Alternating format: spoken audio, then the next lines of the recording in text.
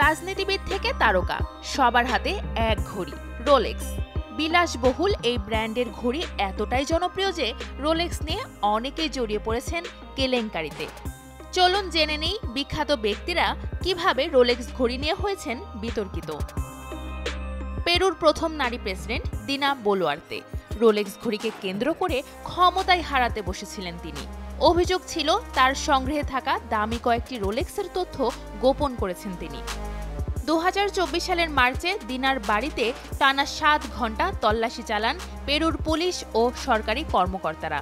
পরের দিন তল্লাশি চলে তার সরকারি প্রাসাদে। এছাড়া বিভিন্ন সরকারি অনুষ্ঠানে তার বিলাসবহুল ঘড়ি পরা ছবিও প্রকাশ পায় গণমাধ্যমে।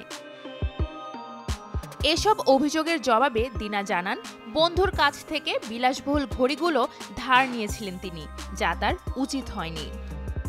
দুর্নীতির মামলায় 14 বছরের কারাদণ্ড হয়েছে পাকিস্তানের সাবেক প্রধানমন্ত্রী ইমরান খান ও তার স্ত্রী বুশরা বিবির।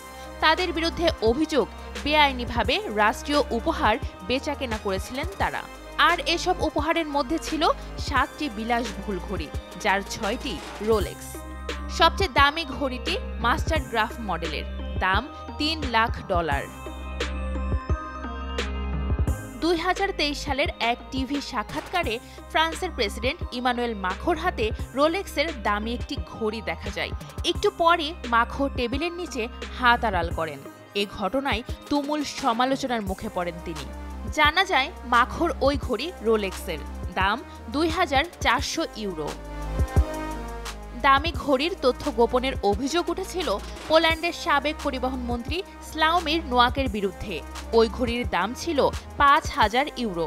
সমালোচনার মুখে 2013 সালে পদত্যাগ করেন নোয়াক। রোলেক্স নিয়ে বিতর্কিত হয়েছেন রুশ প্রেসিডেন্ট ভ্লাদিমির পুতিনের মুখপাত্র দিমিত্রি পেসকভও।